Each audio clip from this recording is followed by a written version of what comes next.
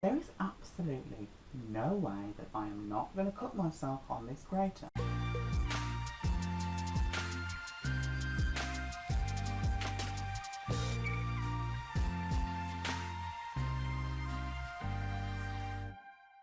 Hello everyone and welcome to another cooking video. Today I'm going to be making beetroot cupcakes. I want to start venturing out in my cooking adventure, if that's the word you should use. I want to start using some weird ingredients in recipes because why not? One of my favourite YouTubers called Emmy Made in Japan has done a great beetroot cupcake recipe, and today I'm going to be using her recipe because it looks very good, detailed, and it worked for her. I'm going to be following it to a T so that I don't get it wrong, and hopefully these will taste great. Before we start, I'd like to say the heat has gone. Not totally, but it's almost gone, and I'm so happy. I mean, I'm hot right now because of the light, but just disregard that. If you've noticed, the setup is very different. I'm trying something new because my kitchen is just not made for a video at all.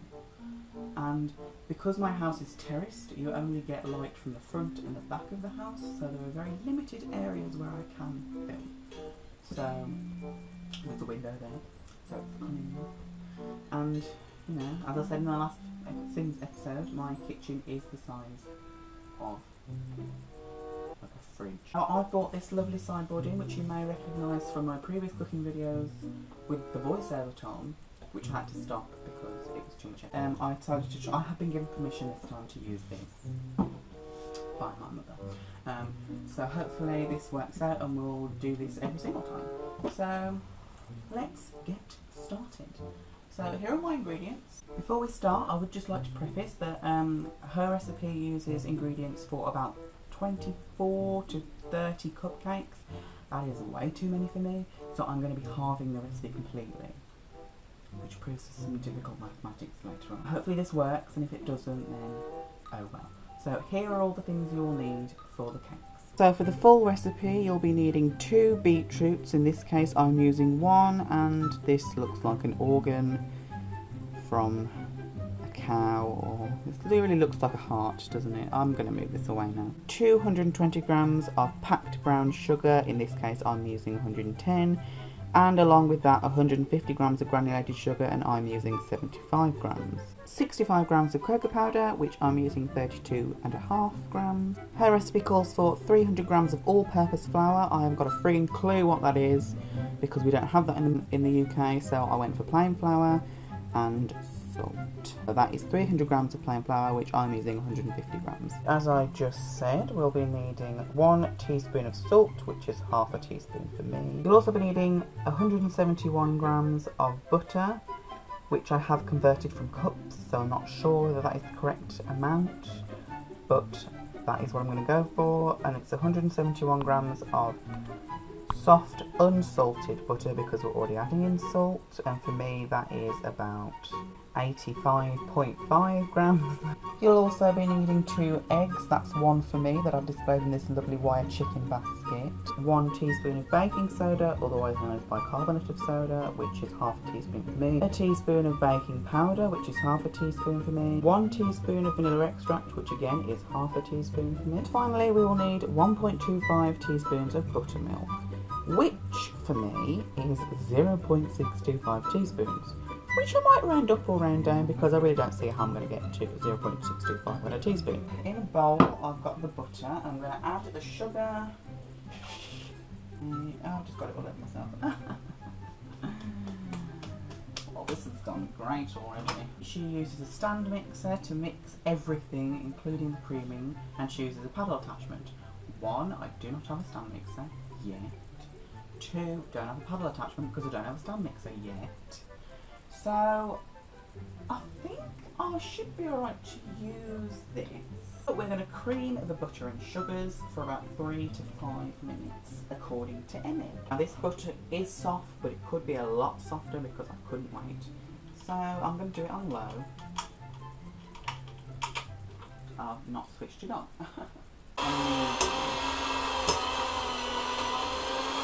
I don't know if it's been 3 to 5 minutes because I forgot to time it. But I think it's been about 2-3 minutes. But it looks fine and cream to me, and it has gone everywhere because I'm an idiot. So, but we all know that. So, what's the next step? It would help if I remember. The next step is to add one egg at a time. If you're using more than one egg, I'm just using one. So we are going to crack it into the bowl and mix it in. Get out the shell. Why is it so difficult to open an egg sometimes? Okay, no shell.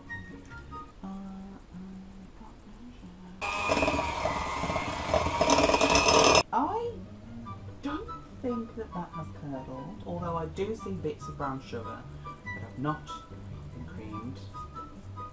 Bad. And it also looks a bit lumpy. Okay, maybe it has curdled. There's a dog here, right. So I think it might have curdled. But if I had a pound for every time I said I think it might have curdled, I would be a freaking billionaire. He's been a billionaire. I need to grate the beetroot because I can't just add this in whole, can I? Because that would be silly. So I need to grate this beetroot very finely, so I'm going to be using this side. I need about 115 grams, so that correlates to about, I'm not very good at maths, so people screaming at the screen can shut off.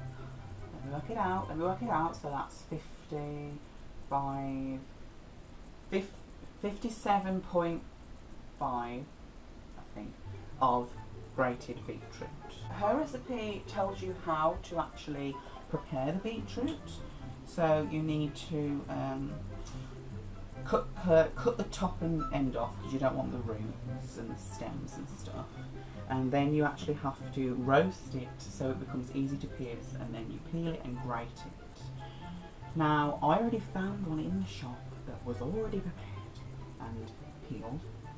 So, ew. Oh, I've committed a murder. So I need to just dry this off so that it's not gross anymore. So that's fine. Okay. What do I do with this now? I have a cut. There's tears coming out of my eye. That's enough of that. Oh my god, I'm such an idiot. After that fiasco, luckily it hasn't stained the table. Oh my god. Oh my god. It's stained my hands. Okay, so the rest of this video I'll have pink hands, that's fine. But so let's just wait, shall we? I'm afraid we've gone back to the days of using that 50 million spoons. Now we're going to mix in the beets. We don't really call them beets here. We call them beetroot, but we don't really have a plural for it either. Right, so let's mix it in. The vanilla, which I forgot about because it was so long ago. The beets are extremely fine. The beets are extremely fine, so they're not going to be that noticeable, but they're still solid, so I can see them in the batter, and yes, it is still curdled. So I'm a bit apprehensive. And we need to add the cocoa powder, the bicarbonate soda, the baking powder and the salt into the same bowl. I like this bit because it's easy and nothing can go wrong. I'm going to add half of the dry to this mixture, to the beetroot mixture. Mix on low and slowly add the buttermilk. I'm confused because I meant to slowly add the buttermilk whilst I am mixing this. The problem is, how can I slowly add less than a teaspoon of buttermilk? Oh, right. See, what happened was I read it as 1 1/4 teaspoons of buttermilk.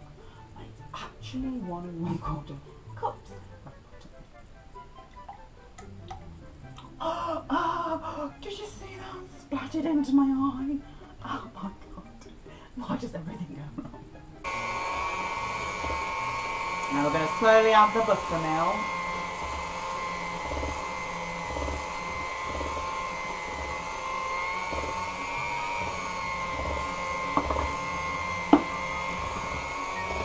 Now that I've got it everywhere and that the buttermilk is mixed in, I'm going to just spread our sides, and we're going to add the rest of the dry.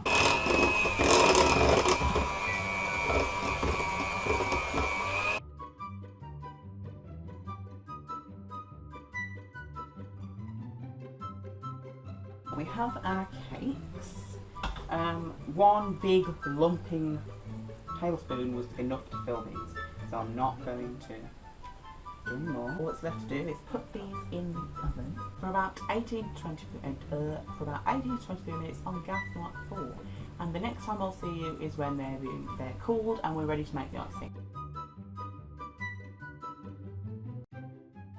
The cupcakes are out, and if I do say so myself, all credit to you, Emmy, because these are quite possibly the nicest looking cupcakes I've ever produced. That there's a hair on this one. Okay, just disregard that. These are the nicest looking cupcakes that I've ever produced. They look uniform, they're completely cooked. The ones at the back, believe it or not, with this oven, didn't burn. And I'm just taken aback at how nice they look, because they look really nice. So now that's all left to do is frost them. Now let's make the frosting. They're completely cool. Emmy, in Emmy's recipe it says to chill the frosting a little bit, but she didn't, and hers turned out fine, so I'm going to do the same because I can't be bothered to wait anymore. The things that you'll need for the frosting is, in Emma's recipe, it's 8 ounces of cream cheese. I'm using 4 because remember I'm halving everything. 227 grams of soft unsalted butter, and remember I'm halving that, so it will be 113.5 grams. Your remaining beetroot, it's got to be enough to fill a tablespoon. A couple of teaspoons of milk for consistency. Half a teaspoon of lemon juice, so I'll be using 1/4 teaspoon. A pinch of salt, and for me that's half a pinch, whatever that is. 1 teaspoon of vanilla extract, so I'll be using half a teaspoon. And finally, for Emmy's recipe, 640 grams of icing sugar. Now this is a lot, which is the main reason why I halved the recipe. I'm using 320, which is still a lot, but I've just noticed that there is some considerable amount of pink on this table. I'll wash it later, it's fine. So we're going to take this bowl for the frosting. Beat the cream cheese for 30 seconds. Next, we're going to add the butter and beat it for 30 seconds. I can do that. This is not soft because I've still had it in the fridge. I don't know why I didn't take it out from last time. So now we're going to add in the teaspoon of beetroot. This is about a teaspoon, I'd say. Bloody hands are pink again. We're going to add a pinch of salt. I'm not going to do loads. 1/4 teaspoon of lemon juice.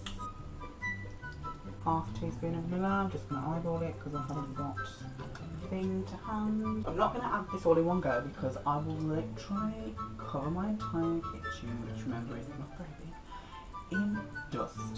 So we're going to do about that much to begin with. And do the rest later.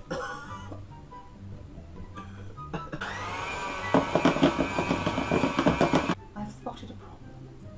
Because my beetroot isn't completely, well, it is finely grated. This is the problem. It's finely grated, but it's not like a paste.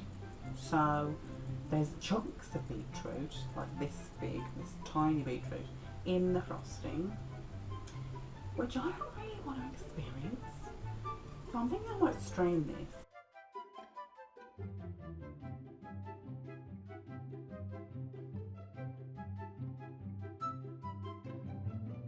We are at the stage where I've given up, basically. So it's not at the consistency that I want, but that's not really bothering me because, you know, it doesn't really matter. The things that's bothering me, 2 things, is that one, it's a tiny bit gritty. That's probably because I used all of the box of powdered sugar to try and get it to be stiff. So my first tip would be to refrigerate the icing. It depends on your situation. It's probably because this kitchen is quite hot because of the light that it isn't stiff. But yeah, so just to refrigerate your icing, but I'm not going to right now for the purposes of finishing the video. And the second tip is because I used freshly grated beetroot, there were little bits of beetroot in the icing which I didn't want, and it wasn't in Emma's video. I don't know if she did that, but I don't want bits of beetroot on my icing because it's not pleasant to eat. So my advice there would be use the beetroot juice instead of the actual beetroot to do the icing. But she used grated beetroot and got good results. She's obviously a wizard. So what I'm going to do now is I'm going to ice one. I have sieved this as much as I can with the help of a mother. And there's still bits in there, but there is a considerably less amount of bits in there. So I'm just going to have to do my best. I'm just going to dip it in and then taste one for the purposes of the video.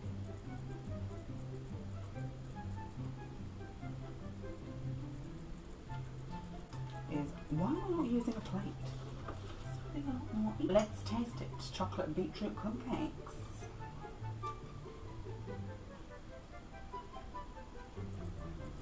That's really nice. I don't really taste the beetroot at all. And I don't feel the beetroot in the icing, so that's good. On the one hand, the icing didn't really turn out the way I wanted it to, but paired with the cake, it's unnoticeable.